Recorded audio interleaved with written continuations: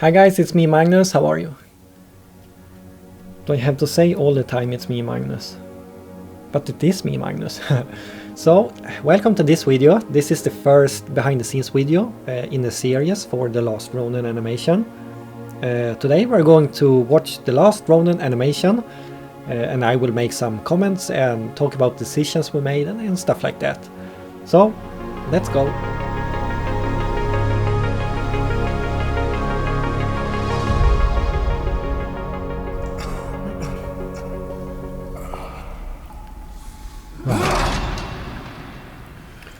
So this is the opening shot, but my original plan was not to have this as the opening shot.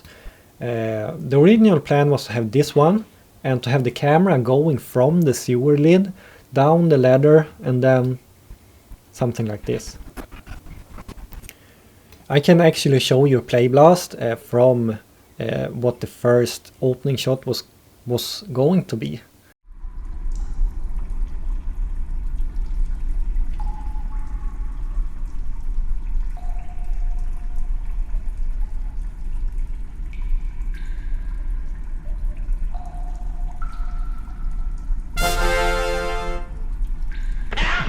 So it was supposed to look like that, but the thing is, people have no patience whatsoever nowadays. So if nothing cool or interesting happen within 5-10 seconds, people will fast forward or maybe even leave the video and don't watch it. And you don't want people to leave your video. So I was like, we need something like this. So I decided to make this as the opening shot instead, and I think that was a really good decision. This was a suicide mission. Need to end it. On my terms. For my family. For honor. There are so many small details in this video. I think many people don't notice. And there are a lot of Easter eggs. I can actually talk about the Easter eggs now if you want to. The first Easter egg we have is this one over here.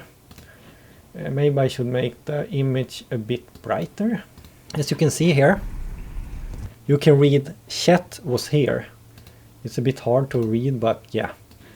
Chet was here, and only hardcore TMNT fans know which guy Chet is. So yeah, that's one Easter egg. So let's continue.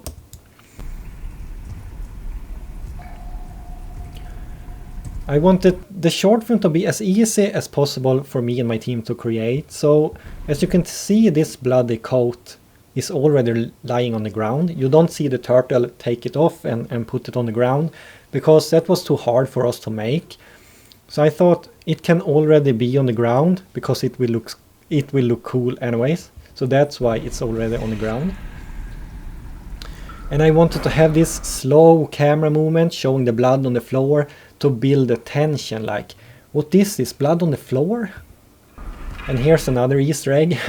You can't see it so good, so I included that Easter egg in the end credits as well, so I will talk about that Easter egg later.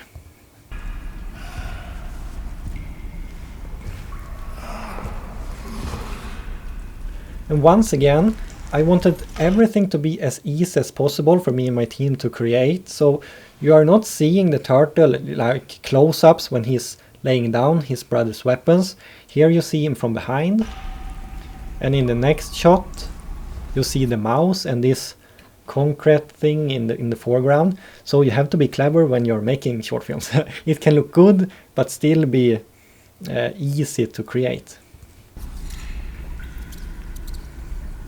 Don't gotta do this. Quiet! And I think the design of the turtles are very iconic, and each time there's a new adaptations of the turtles and a new TMNT series or something like that, everyone wants to know how are the turtles looking like. So I wanted to keep that as a bit of a mystery here in the beginning, so that's why you're not seeing his face. And I also wanted to build that what do you call it, yeah, you know, you want to see the face, so I wanted to save that moment for a later moment. No more And people, talking. how does he look like? Oh, this is cool, wow. So, you know, keep the viewer interested. And this shot here, I think this is a cool shot. I put the camera up in the ceiling, pointing down towards the turtle, because this camera angle, I think, emphasizes his state of mind. And it was actually Chris, the guy who modeled and rigged the turtle model. He suggested this shot, and I was like, yeah, that's great. So that's why we put this shot in this. That's why we put the camera up here in this shot. So shout out to Chris for that suggestion.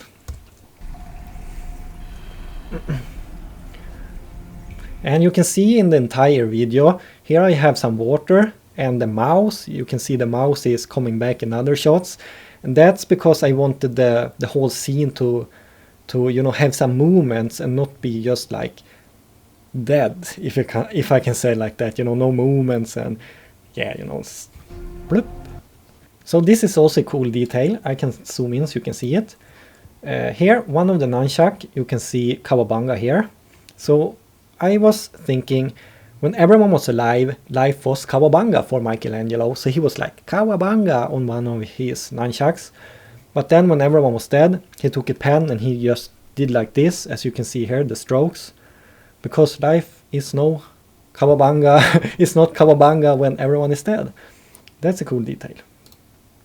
Let's continue. We were always so different. So much alike. And this is the first time you see the turtle's face. Still wanted to keep it a bit of a mystery, so he's looking down. I miss my brothers. And when he's looking up, you see his whole face. He's really sad. You can hear the amazing voice actor Andre doing an amazing job. He's really sad. And you can hear the music from the original live action film. So everything comes at you at once. And it's so impactful and emotional when you take so many different things and put them together at you at once. I hope you understand what I'm saying here now. So that's why I wanted to save the turtle's face for this shot. So much. And I also love what Robin did. He's the animator. He did such a good job to animate this turtle. And once again, you can see the rat and the water here.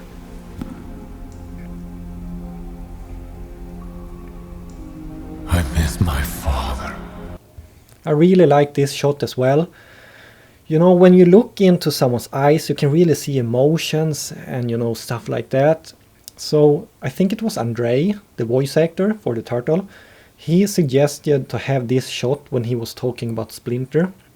And I was like, yeah, we can try that out. So we tried things out and it worked really good.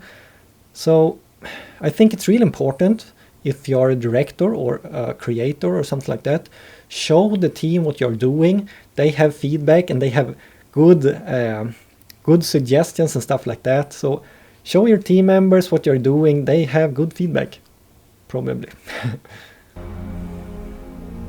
More than anything else, I wanted to make him proud. And all the sounds in this short film is also so good. So shout out again to Andre and Max. Max is also one of the two sound guys. He did an amazing job with the sound effects. Just listen to his hand on the book when he's like, shh, and also when he's laying down the book. It's so good.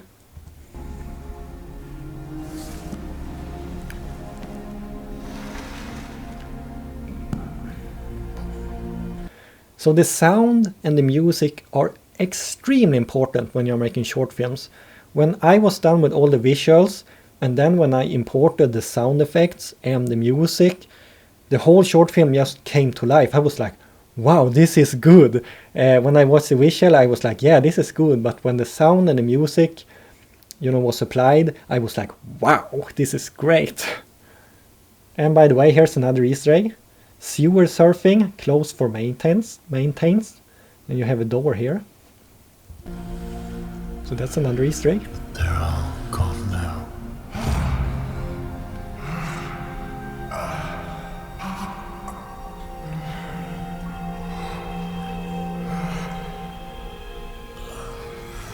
And once again here, This is a cool detail I did. On the katana handle, you can see here a turtle, and here you see another turtle. And actually this gold, I don't know what to call it, but this gold thing is also a turtle. And there's also one more Easter egg no one knows about except me, and I can show it now on screen maybe. As you can see, the first page in the book is dedicated to everyone who has worked with TMNT.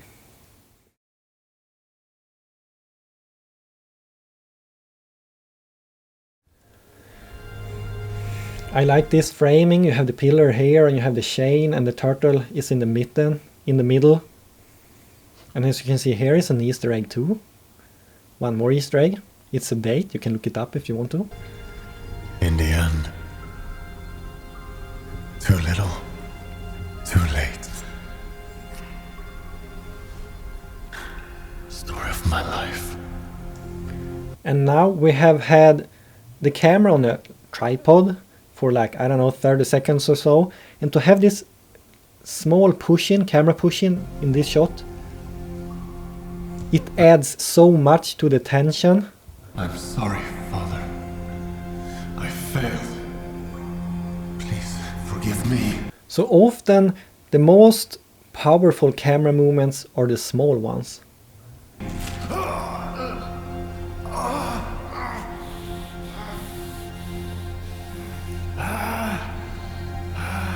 I really like this part. Focus. So when Andre and Max, the sound guys, sent me this part when he's stabbing himself a bit, I will talk more about that later, they didn't include the lines and the voiceover he is saying in the book, and he is saying something like, "Too much blood, never lose focus."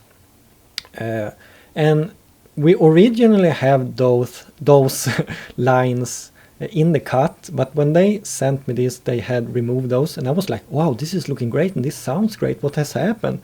And Andre, he was like, we removed the lines, and I was like, wow, that actually made it even more impactful and even more, it just felt, you can feel his pain much more when you just hear him like Focus.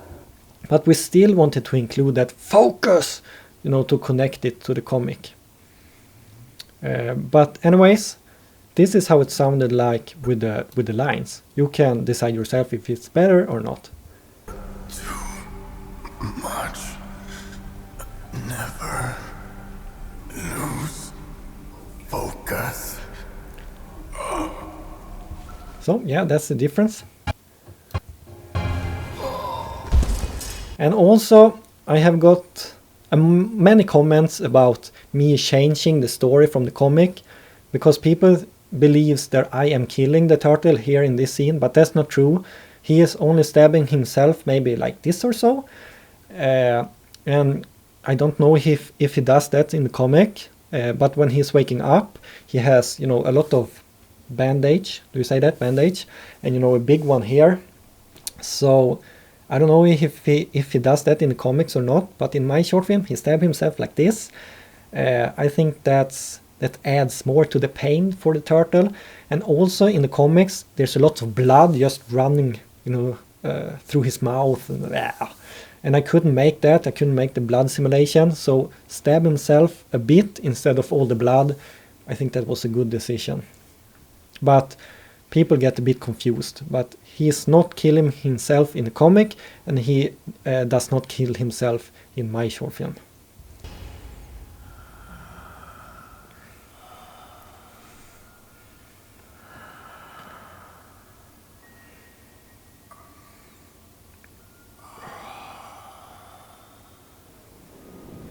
My original plan was to end it here, fade to white and not to black, because I wanted to fade to white, because white, is more heaven-like and stuff like that. And then I wanted to have the text, the end text, end credits with black text. But we had a few days before the release, so I was talking to both Robin, the animator, and to Andre, the voice actor, and I was like, wouldn't it be cool to add the last scene when he's waking up in Turtle Heaven, And both those guys, they were like, yeah, it would be really cool. I was like, yeah, we try it. We try to make it in time. So yeah, that's what we did. Robin did the animation, and it was really good. And the voices you are hearing, You guys don't wake him up soon? I'm eating the last bagel. that was Raph. Hey, Sleeping Beauty. Wake up. We got things to do. And that was Leo. And people have been asking me why they don't sound exactly like the voice actors back in the first live action film. And that's because it's not the same actors.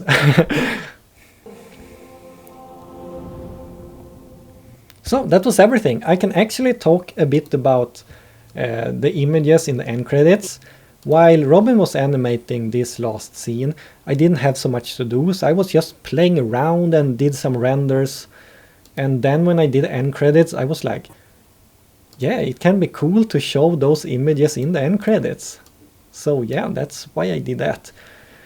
And here you can see the Easter egg again. Yeah, it's a cool Easter egg. I don't know if you know the reference, but yeah, it's an Easter egg. Here you can see Splinter's book again and stuff like that. And did you know that when the TMNT and the Turtles their first appearance in the comics, everyone had red bandanas, you know, the masks around their heads. And that was because they have red, I don't know, not dots, but red lines here. So that is why everyone had red bandanas in the beginning. But now they have, yeah, you know, blue, purple, orange, and red. So that's a cool thing. So yeah, I think that was everything. Yeah, that was everything for this video. Do you have any questions? Leave them down below in the comment section and I will answer them. I actually need to answer one question because I told one guy I was going to answer his question in this video. He was asking how long it took for me to make this short film or animation. And first of all, I didn't make this short film all by myself, but I think everyone knows that by now. But I started this project maybe in April 2021, so it's been over a year. But I have been working with different projects at the same time, I don't know, 2-3 other projects. And I also have a full-time job as a CNC operator and a truck driver. So I can't work, you know, all days with this project, but it took over a year. So yeah, if anyone has more questions, leave them down below. In the next behind the scenes video, I think I will show you the sewer model inside my 3D software. So I will show that, and in the next video, I'm probably going to show you the turtle model and the turtle ring and all that stuff. It's really cool, so you don't want to miss that. And then I maybe make another video like a Q&A. I will, you know, gather all the most common questions and I will answer them. So if you want to see anything more or something like that, please let me know and I will make videos about that. I think that was everything. So yeah, take care everyone. Bye. Jag måste prata lite svenska också bara för roligt. Hej då allihopa.